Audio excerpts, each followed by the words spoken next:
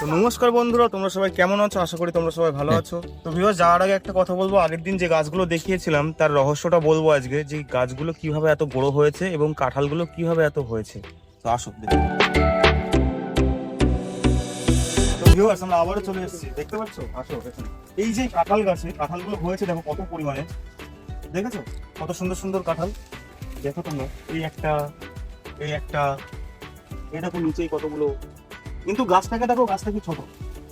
এরও একটা রহস্য আছে, কেন বলো তো? ওই এত ফল হওয়ার কারণ, কারণ এই গাছটা একটা ফাঁকা জায়গায় আছে, মাঠে সার জল রোদ বাতাস ভালোভাবে পায় বলে গাছটা এত বড় হয়েছে। তো আসো আরো দেখা একটা না।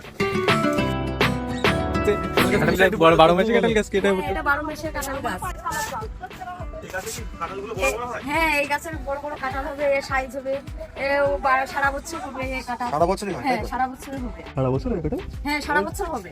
আমরা আগের দিন যে বলেছিলাম ভিডিওতে বড় বড় কাঁঠাল ছোট ছোট গাছে, তো দেখো সাইজটা একটু দেখো।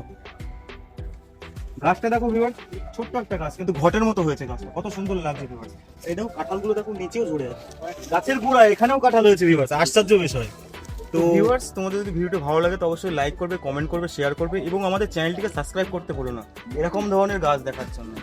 Tata guys.